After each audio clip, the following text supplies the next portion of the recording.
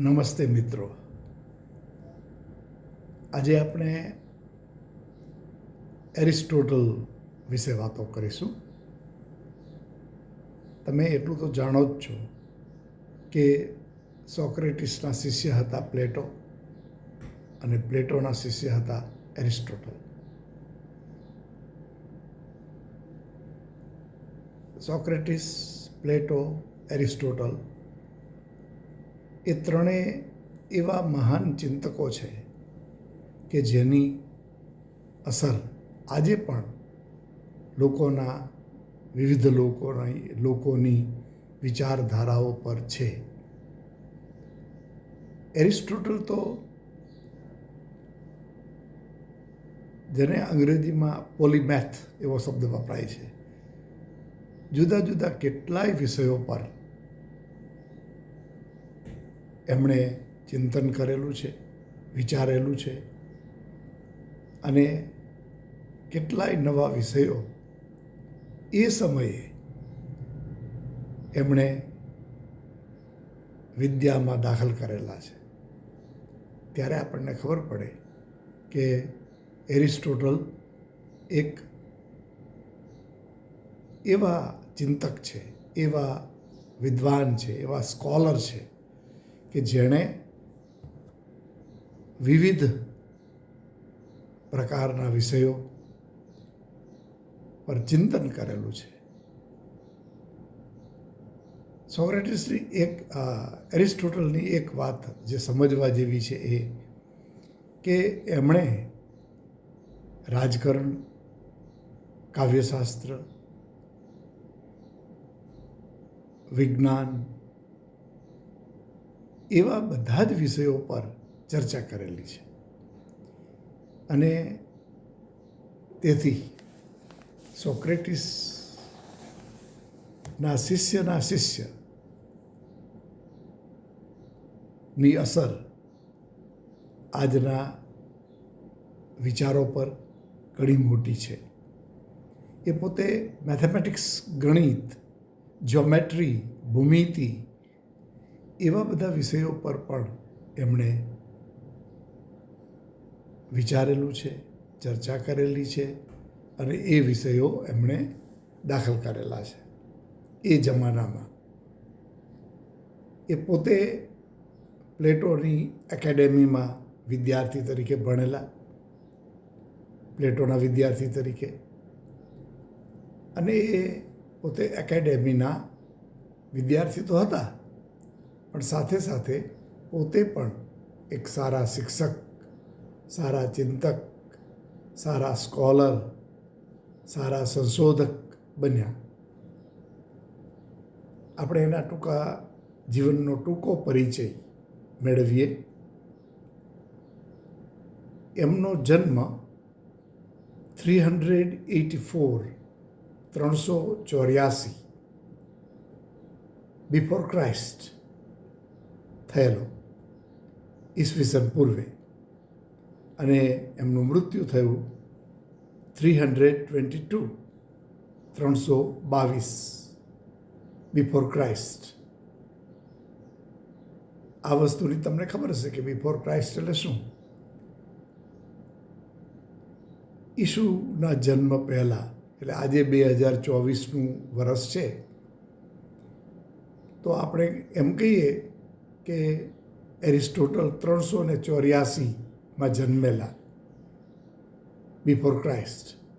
તો એનો અર્થ એ થયો કે 2024 પ્લસ 384 એનો જે સરવાળો કરીને તમે કરો એટલા વર્ષ પહેલાં એ જન્મેલા. 2024 અને પછી 384 વર્ષ એ પહેલાં. એટલે આજથી એમના જન્મના વર્ષને ગણીએ તો આપણને એનો અંદાજ આવે કે એ આટલા વર્ષ પહેલાં જન્મેલા અને એમનું મૃત્યુ 2024 પ્લસ 322માં થયેલું. એટલે આ રીતે ઘણા લોકોને કદાચ નથી ખબર હોતી, પણ BSE એટલે બિફોર ક્રાઇસ્ટ ઈસુના જન્મ પહેલાં આપણે ઈસવીસનનો જે આખો જે વિચાર છે એ 2024માં અત્યારે આપણે છીએ. તો એનો અર્થ એ થયો કે 2024 પહેલાંના જે સમયો છે, આપણે ભારતમાં તો ઘણીવાર 2000, 3000, 5000 ઈસવીસન પૂર્વે. તો એનો અર્થ એ થયો કે 2024 પ્લસ 5000, 2024 પ્લસ 3000. તો આવી રીતે તમારે આજથી એ સમયને ગણી શકાય. ઈસવીસન પછીના જે વર્ષો છે એમાં નેચરલી સમજી શકાય છે કે એ વર્ષો છે એ બધા તો ઈસવીસનમાં શરૂ થયા. તો આજ આપણે આ ઈસવીસનની જ વાત કરીએ તો દાખલા તરીકે આપણે એમ કહીએ કે 2014માં આ ઘટના બની હતી. તો એનો અર્થ એ થયો કે ઈસવીસનમાં જે 2014 થયા એટલે આફ્ટર ક્રાઇસ્ટના જન્મ પછી 2014, આજે 2024. આ વાત એટલા માટે મેં આપને કહી કે મોટાભાગના લોકોને તો ખબર જ હશે, પણ ન ખબર હોય તો એ બરાબર સમજી લો કે ઈસવીસન એટલે જીસસ ક્રાઇસ્ટના જન્મ અને ત્યારે શરૂ થયું વર્ષ. 1, 2, 3, 4 એમ કરીને 2024 અત્યારે ચાલે છે. અને ઈસવીસન પૂર્વે હોય તો એ 2024 પહેલાંના વર્ષો બતાવવાના. 384માં એરિસ્ટોટલ જન્મેલા અને એ પહેલાં 2024 પહેલાં 300 પ્લસ 322 વર્ષ પહેલાં મૃત્યુ પામેલા. એ એરિસ્ટોટલ એ ઉત્તર ગ્રીસમાં સ્ટેગીરા નામનું એક ટાઉન હતું, એમાં એમનો જન્મ થયો હતો. એમનું જે પરિવાર હતો એરિસ્ટોટલનો એ ટ્રેડિશનલ મેડિકલ ફેમિલી હતું, જે લોકો ઔષધશાસ્ત્ર સાથે જોડાયેલા હતા. એમના પિતાનું નામ હતું નિકોમેકસ, જે એક ફિઝિશિયન હતા. અને એમના માતા પિતા એ પોતે જ્યારે એરિસ્ટોટલ બહુ મોટા નહોતા, યુવાન હતા, ત્યારે એ માતા પિતા બંને મરણ પામેલા. એટલે 17 વર્ષની ઉંમરે એ એથેન્સમાં ગયા અને પ્લેટોની એકેડેમીમાં એમણે અભ્યાસ કર્યો. એ 20 વર્ષ સુધી એ પોતે વિદ્યાર્થી રહ્યા અને પછી સ્કૂલના શિક્ષક પણ બનેલા. પ્લેટો છે એ ઈસવીસન પૂર્વે 347માં મરણ પામ્યા હતા. અને એની એકેડેમી હતી એ એના ભત્રીજાને આપી દીધી. એટલે એરિસ્ટોટલે એથેન્સ છોડ્યું, કારણ કે હવે એ એકેડેમી ચલાવનાર પ્લેટો આ દુનિયામાં જ નહોતા રહ્યા. એણે એના ભત્રીજાને સોંપી દીધેલું. ઈસવીસન પૂર્વે 342માં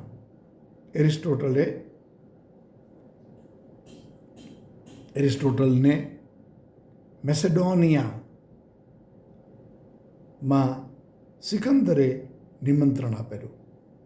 સિકંદરે એમને બોલાવ્યા, એમનું સન્માન કર્યું, એમને આવકાર્યા અને એરિસ્ટોટલ સિકંદર સાથે જોડાયા હતા. સિકંદર એમને ખૂબ સન્માન કરતા હતા અને એરિસ્ટોટલ છે એ ફરીથી પાછા એથેન્સમાં 335 BC 335 ઈસવીસન પૂર્વે પાછા ગયા અને એણે જે લાઇસિયમ કે લિસિયમ એવો એનો ઉચ્ચાર છે એ એકેડેમીમાં એણે થોડી જગ્યા ભાડે રાખી અને ત્યાં એને ટીચિંગ અને એજ્યુકેશન શરૂ કર્યું. એટલે પોતે એક સારા સ્કોલર હોવાને કારણે એણે ભણાવવાનું પણ શરૂ કર્યું. શિક્ષણમાં સીધી રીતે ભાગ લેવા માંડ્યા. આમ ગણીએ તો એમ કહેવાય છે કે એરિસ્ટોટલે જુદા જુદા 200 જેટલા વિષયો એના પર વિચાર કરેલો, એના વિશે અભ્યાસ કર્યો, એને કેમ ભણાવાય એ વિશે પણ વિચારી લીધું. પણ આજે આ 200 વિષયમાંથી 31 જેટલા વિષયો અત્યારે સર્વાઈવ થયા છે, બચી ગયા છે. બાકી તો મોટા ભાગના ભૂલાઈ ગયા છે. એરિસ્ટોટલે આ બધા વિષયો પર ખૂબ ચિંતન કર્યું છે, સંશોધન કર્યું છે અને એમાં કાવ્યશાસ્ત્ર, રાજ્યશાસ્ત્ર, નીતિશાસ્ત્ર, અધ્યાત્મશાસ્ત્ર, ભૌતિકશાસ્ત્ર એવા કેટલાય વિષયો આવેલા છે. એટલે આના પરથી આપણને ખ્યાલ આવે કે એરિસ્ટોટલ એક એવા સ્કોલર ગણાય કે જે ભાગ્યે જ બીજા લોકો આવા હોઈ શકે, બહુ જ ઓછા હોય જગતમાં. એટલે જ એરિસ્ટોટલનું નામ હંમેશા એક સ્કોલર તરીકે લેવાય છે.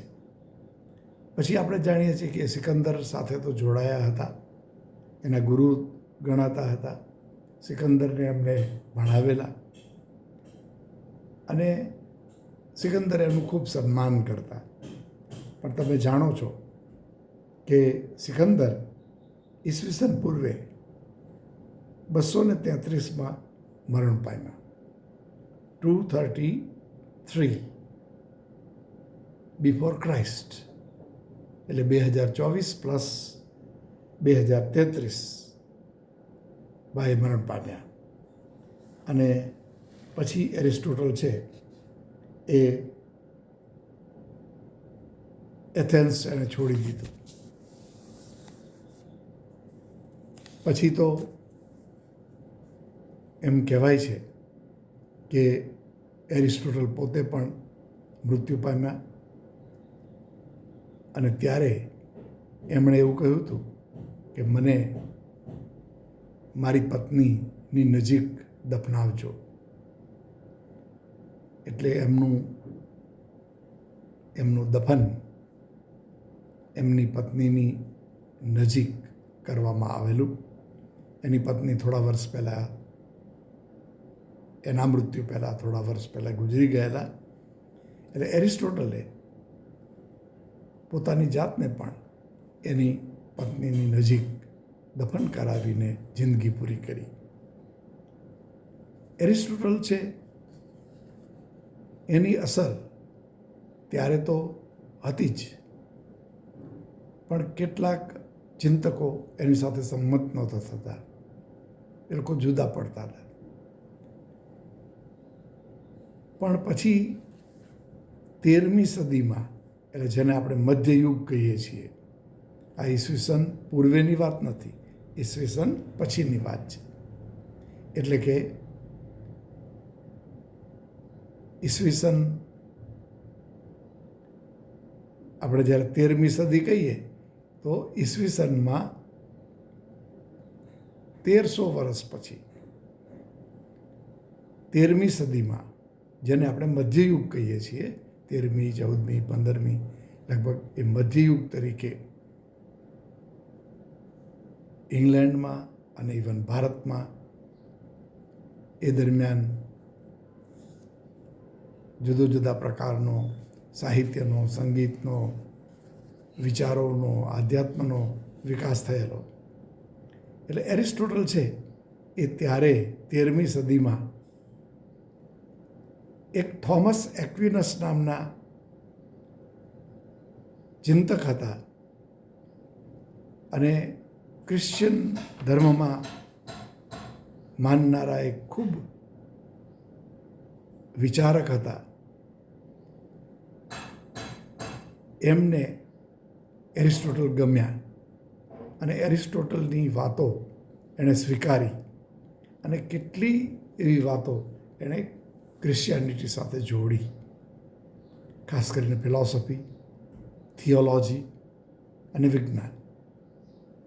આ રીતે મધ્યયુગમાં એરિસ્ટોટલની વાતોને ફરીથી ત્યારે સ્વીકારવામાં આવી.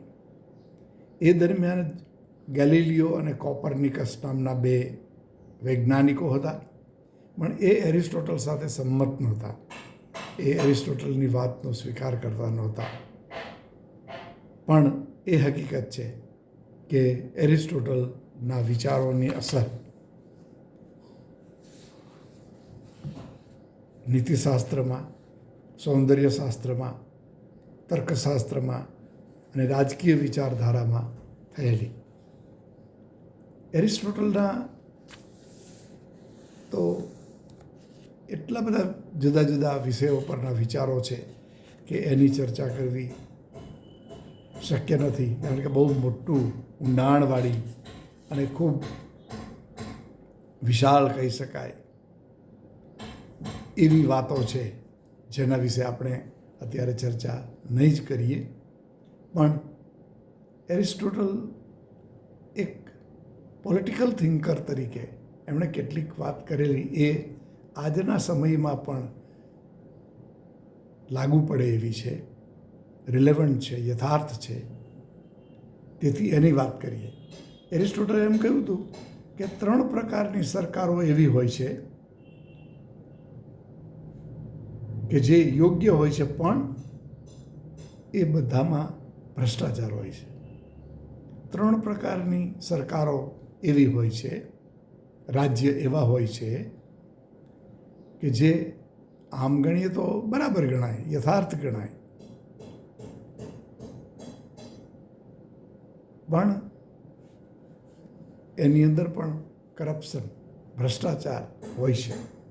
પછી એને ઉદાહરણો આપ્યા 3 એણે કહ્યું કે મોનાર્કી એટલે કે રાજાશાહી, એ રાજાશાહી છે એ મોટા ભાગે જુલ્મમાં ફેરવાઈ જાય છે. ભાગ્યે જ એવા રાજાઓ હોય છે કે જે ઓટોક્રેટ ન બને. મોટા ભાગના તો ઓટોક્રેટ બની જ જાય, કરપ્ટેડ બની જાય. અને રાજાશાહી વિશે આપણે વિચારીએ, વાતો કરીએ તો ચોક્કસપણે તમારા મનમાં એ વાત આવે કે ઘણી બધી ખરાબ વસ્તુઓ જગતભરની અંદર જ્યાં રાજાશાહી હતી ત્યાં બનેલી છે. એટલે રાજાશાહી ટાયરની, જુલ્મમાં ફેરવાઈ જાય. મોટા ભાગે એવું બનતું કે રાજા છે એ પોતાની જાતને એકદમ સરમુખત્યાર માને અને ખૂબ અત્યાચાર કરે, જુલ્મ કરે, અને એ રાજાશાહીની એક નબળાઈ હતી. પછી જેને આપણે એરિસ્ટોક્રસી કહીએ, અમીર વર્ગ જે હોય છે, જે ઉચ્ચ વર્ગ હોય છે, એના હાથમાં જ્યારે રાજ્ય હોય ત્યારે એ ધનિકોના હાથમાં જતું રહે છે, જેને પ્લુટોક્રસી કહેવાય છે. એરિસ્ટોક્રસી ટર્ન્સ ઇન્ટુ પ્લુટોક્રસી. એટલે જે અમીર વર્ગ છે એ ધનિક હોવાને કારણે બધા ધનની અસરથી જ રાજ કરે. આ પણ એક બીજી નબળાઈ છે. અને ત્રીજી વાત છે પોલિટી, એટલે કે રાજ્ય વ્યવસ્થા. રાજ્યનું સંચાલન કરનાર વ્યવસ્થા તો સારી વાત છે, યોગ્ય છે, જરૂરી છે, પણ એ મોટા ભાગે ડેમોક્રેસીમાં ફેરવાઈ જાય છે અને ડેમોક્રેસી પણ ભ્રષ્ટાચારી બની જાય છે. એરિસ્ટોટલ પણ ડેમોક્રેસીમાં સંમત નહોતા, જેમ એના ગુરુ પ્લેટો પણ એની ચિંતા કરતા હતા અને કહેતા કે ડેમોક્રેસી ઇઝ કરપ્ટેડ. લોકશાહીને પણ એ ભ્રષ્ટાચારી ગણતા હતા. એટલે પ્લેટો જે ભ્રષ્ટાચારી લોકશાહીને ગણતા હતા એવો જ વિચાર એરિસ્ટોટલે પણ રજૂ કરેલો છે. એરિસ્ટોટલ એક વસ્તુ જે માનતા હતા એનું નામ કહેવાય રેશનલિઝમ. તર્કબદ્ધતામાં એને પૂરો વિશ્વાસ હતો. એ કહેતા કે બધે રાજકારણ હોય તો ભલે, ધર્મ હોય તો ભલે, બધે તર્ક હોવું જોઈએ, લોજિકલ, રેશનલ હોય તો જ એ યોગ્ય ગણાય. એટલે એરિસ્ટોટલના મનમાં એક જ વાત હતી કે બધે રેશનલિઝમ હોવું જોઈએ, તર્કબદ્ધતા હોવી જોઈએ, અને તર્કબદ્ધતા હોય તો જ એ યોગ્ય બને. નહીંતર એની અંદર કેટલાક અનિષ્ટો આવી પડે અને રાજકારણ હોય કે ધર્મ હોય કે આધ્યાત્મ હોય એ પણ બગડી જાય. એ નોન કરપ્ટેડ કે પવિત્ર ન રહે એવું બને. સારી સરકાર જો આપણે બનાવવી હોય કોઈએ પણ, તો સરકાર હોવી જોઈએ ઓનેસ્ટ એન્ડ આઈડિયલ, પ્રામાણિક અને આદર્શ. સરકાર એવી હોવી જોઈએ કે જેમાં પ્રામાણિકતા હોય, એમાં ક્યાંય કરપ્શન ન હોવું જોઈએ અને રાજ્ય વ્યવસ્થા એ ખરાબ થઈ જવી ન જોઈએ. ખરાબ તો જ થાય કે જો એમાં ઓનેસ્ટી ન હોય. એટલે જ એમ કહેવાય છે કે honesty is the best policy. પ્રામાણિકતા એ જ સૌથી અગત્યની, સૌથી મહત્ત્વની પોલિસી છે, નીતિ છે. એટલે લોકોએ રેશનલ બનવું જોઈએ અને સાથે સાથે એથિકલ, નૈતિક બનવું જોઈએ. નૈતિક અને તર્કબદ્ધ લોકો હોય, રાજા હોય, રાજ્ય વ્યવસ્થા હોય તો એ હેપી સ્ટેટ, એક સુખભર્યું એવું રાજ્ય બને. એરિસ્ટોટલની એક વાત બહુ જ મહત્ત્વની છે અને એ છે પોએટિક્સ, કાવ્યશાસ્ત્ર. એમણે એક પુસ્તક લખેલું છે કાવ્યશાસ્ત્ર, અને એમાં એણે એના ગુરુ એટલે કે પ્લેટો, જેણે કવિતાનો અનાદર કરેલો, એણે કહ્યું કે કવિતા ન ચાલે, કારણ કે કવિતા છે એ થ્રાઇસ રિમૂવડ ફ્રોમ ટ્રુથ, સત્યથી 3 પગલાં દૂર છે. જે વિશ્વની અંદર જે સચ્ચાઈ છે, સાચો વિચાર છે, મૂળ વિચાર છે, જે ટ્રુથ છે, સત્ય છે, એના વિશે તો આપણે વાત કરી છે કે પ્લેટોએ એવું કહ્યું હતું કે પરમ સત્ય છે એ ઇમમટીરિયલ છે, અભૌતિક છે, દેખાતું નથી, પણ વિચાર તરીકે હોય છે. અને વિચાર તરીકે જન્મેલું એ ઓરિજિનલ ટ્રુથ ની નકલ બને છે ભૌતિક જગત. અને ભૌતિક જગત ઉપર લખાય છે, ધારો કે કવિતા લખાય ભૌતિક જગત વિશે, તો એ ભૌતિક જગતની નકલ તરીકે કવિતા છે એ 3 પગલાં દૂર થઈ જાય. મૂળ પરમ સત્ય, પછી ભૌતિક નકલ, અને ત્રીજું કવિતાએ કરેલી ભૌતિકની નકલ. આપણે ઉદાહરણ લીધેલું ખુરશીનું. એક ચેરની વાત હોય તો ચેરનો વિચાર છે એ the thought about chair is truth. એ જ પરમ સત્ય છે, એ જ સાચું સત્ય છે.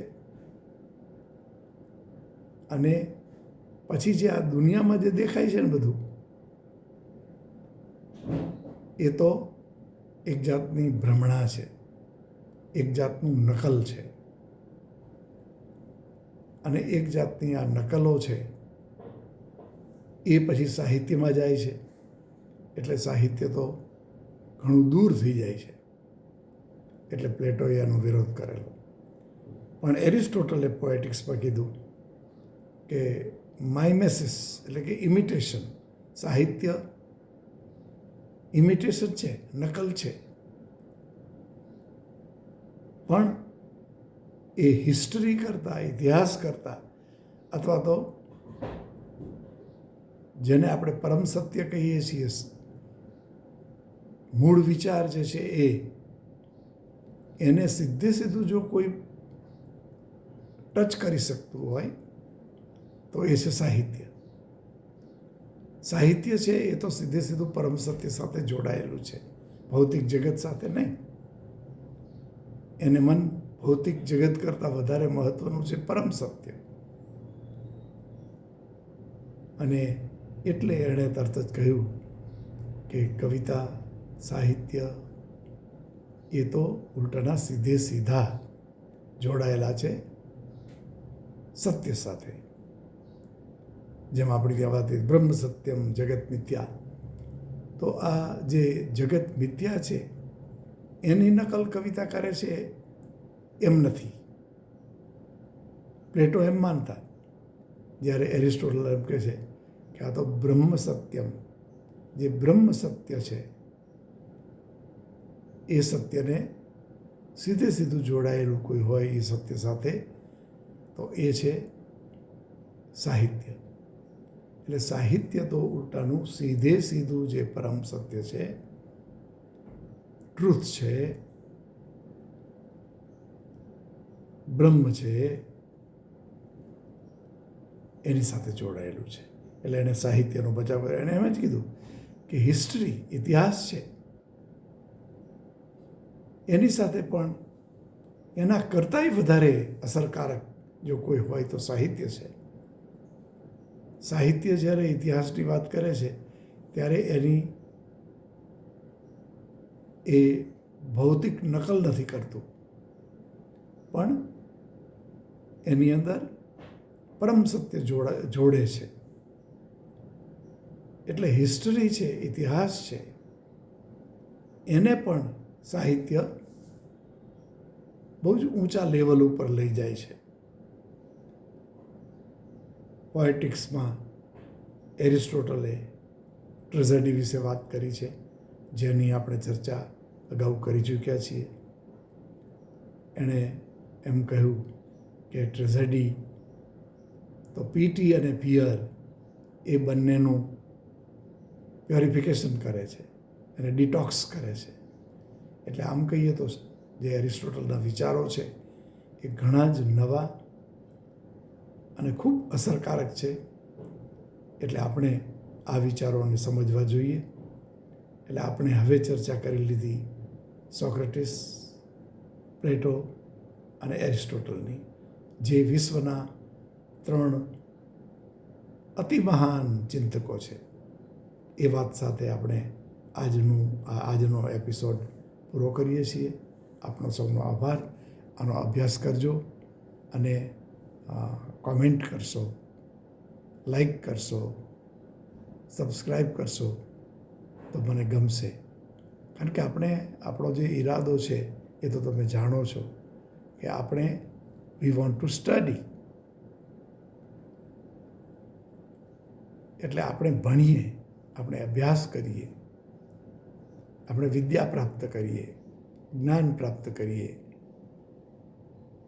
તર્કબદ્ધ બનીએ, એથિકલ, નૈતિક બનીએ. એ દિશામાં આપણે આગળ જઈએ એ જ આપણો રસ્તો છે. તો આભાર આપનો. Thank you very much.